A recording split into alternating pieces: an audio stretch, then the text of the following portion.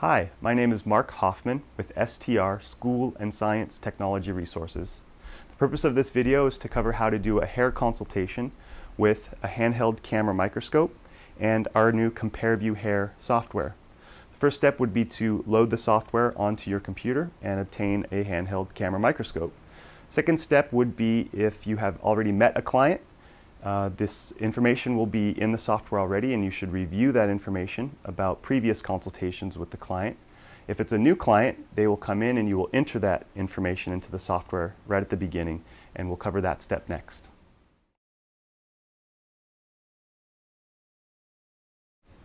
So the first step of using the camera microscopes and CompareView software with a new client is entering the client's information into the software. And so the first step there is to just click the New Client/Project button, and the New Client window opens. You enter their name, so I'll put our client's name here, first name and last name. There's other information in the Client Project window that you can enter, including birth date, male or female, contact information including phone number and address. And there is a spot where you can immediately take an ID picture of the client. So we will do that now. This is a new client, so I will use the 1x lens on the Pro Scope or the 1 or 10 to 200x lens on the D-Light microscope to get a picture of the client. So I will position the camera in front of the client. This is a full face shot, and then touch the button on the camera, or there's a button, Capture Client ID Photo, in the software. Once that's captured, this process is done, and you click Close and Update Client Projects. That client is now entered into the database, and you can begin a consultation.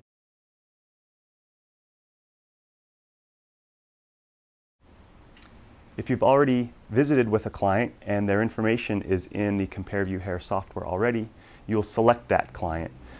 You will choose from the main window, you'll choose Client/Project, and it brings up a list of all your clients and projects, and you'll double click on or highlight and then click Close, and that client will be opened and ready for a consultation. The first step in a hair analysis is to click the orange Analysis button towards the bottom left side of the software. And the 3 tests for hair analysis will appear. The first test is alopecia. That's where we will start. So I will click the alopecia button. It opens a live image from the camera, and it displays a scale of example hair loss patterns, along with instructions on using the camera to capture a successful picture to do a hair analysis.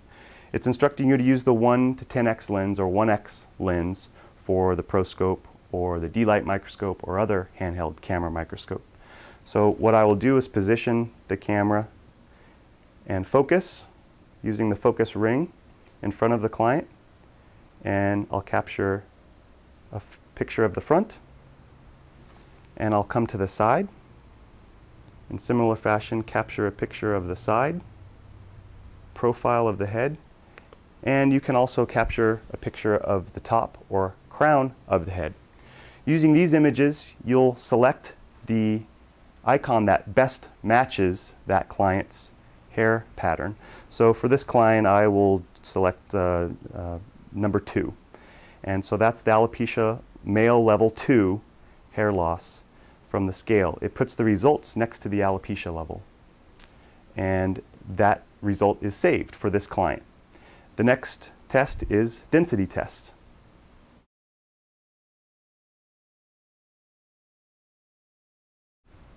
The next test you'll do is the density test. This is the second in the line in the CompareView Hair software. And the first step there is to use the 50x lens. This is the lens that's recommended for the best results in capturing a good picture for examining density. So I'll take off the 1x lens from the Pro Scope as an example and put on the 50x lens by mounting it. The D-Light microscope has different tips available, including a 50x tip, which is the recommended tip for doing a density test. Depending on your handheld microscope, you'll use the best lens for that microscope. The second step is clicking the density button in the software. It's the second one down. When you do that, it will open a live window and provide the instructions for this step, which you can follow. The first step, though, is to capture a successful picture of the scalp. You can do this in several locations on the head.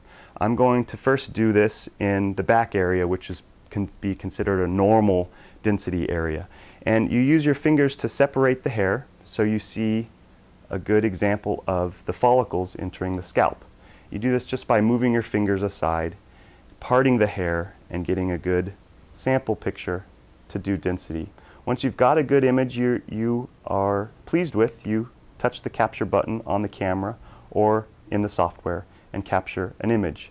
Once you're satisfied with the image is captured and saved for you, and you move the mouse over the image to begin counting the follicles that are in the picture.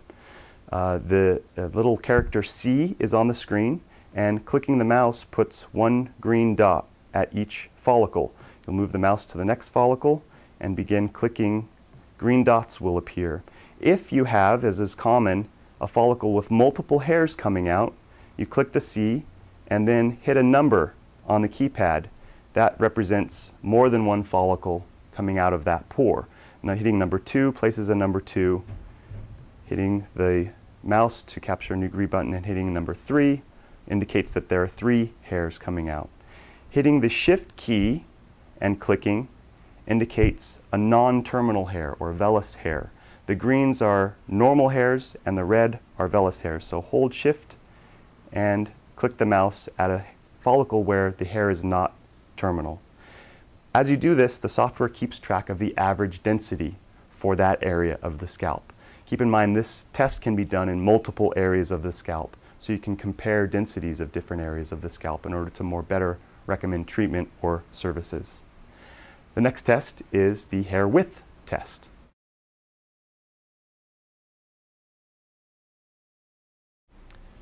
The next test in the CompareView Hair software is the width analysis test.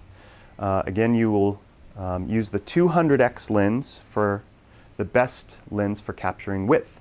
So I'll take off the 50, which we just used for the density test, and I will mount the 200x lens on the ProScope. The D-Light microscope, standard lens and tip has 200x. It's a 100 and 200x fixed, but there is also a 500x lens for the D-Light. So 200, 400, and sometimes even 500 would be appropriate for capturing a successful picture to do a width analysis. The next step in the software is to simply click the width button. When you do that, a live picture from the camera will open up along with instructions on how to proceed with the width test. The first step after that is to select the lens you are using. For this ProScope, I have the 200x lens mounted, so I will choose the 200x lens in the software. Then we go through the process of capturing a picture. One tip is to use your fingers to flatten an area of the hair. And you want the hairs to be parallel to each other and focused. With the higher magnification lenses, you do need to think more about the depth of field. The higher magnification lenses do need a few minutes of practice, and the 200x lens on the ProScope camera has a focus ring which you can adjust. The D-Light and other cameras have focus rings as well. So the flattening of the hair is important, and the focusing of the camera is important. Once you get a clearly focused image with the hairs parallel on the screen, you touch the button on the camera or in the software, and you can begin measuring width. To do this, you simply use the mouse on the picture you've captured, click the mouse button, and drag the symbol across the hair to the other side. The measurement is displayed along with a line across that hair. You would move to the next hair, click, drag, and release. You'll measure as many hairs as you can in your field of view. The more hairs you measure, the better the average. As you do this, the software keeps track of the average hair width. I'll do a few more here. The information is saved in the software, and the average hair width is captured and displayed. Once you've done these 3 tests, you can then move on to viewing those results in the reports section.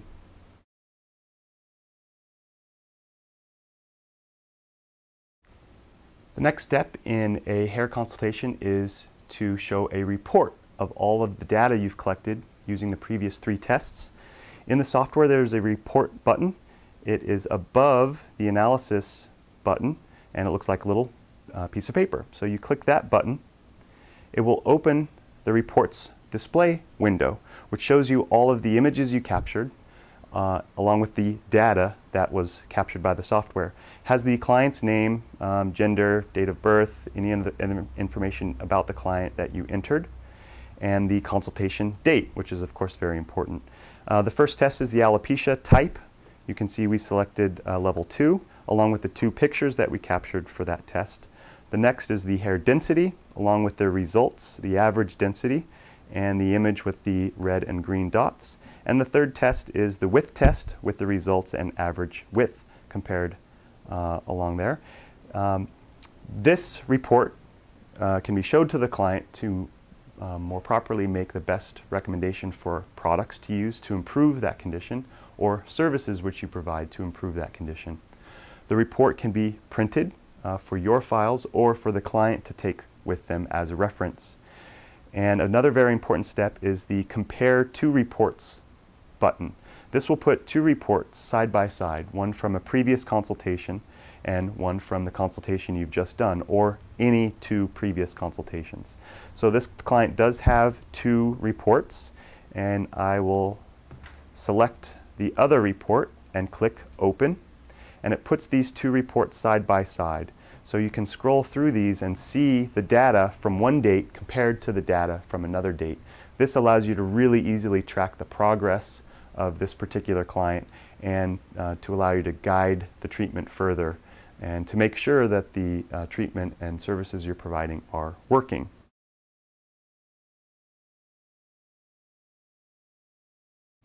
So another very important part of the CompareView software is the comparison feature. This allows you to put multiple images on the screen simultaneously side by side.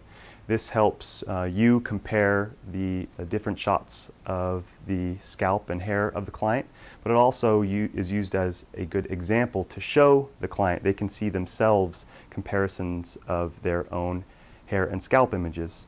So I will hide the analysis part of the software, and I'll click the number 2. We have these 5 numbered buttons in blue, and these display different numbers of images on the screen simultaneously. Clicking the number 2 shows 2 images side by side. Select one of the boxes and you can click one of the thumbnails to display that captured image. Select another box and click a thumbnail to display a second image. So these 2 images are now side by side for doing comparison over time, or comparisons of different parts of the scalp. You can make any of these images live by clicking in that box and clicking the Live button. So now instead of a captured image, we have a live image from the camera, and that will allow you to capture new images. So I have the 200x lens. I'll capture a new picture of the hair at 200x, and then you have 2 new images compared side by side. This also allows you to go up to 16 images if needed. The highest button is a image of a matrix with 9 images, which you can fill in manually. So the image comparison feature of the software can be very powerful to help you determine the client's condition of the scalp and hair, but also as an example for the client. They can clearly see the best recommended treatment or services that you offer.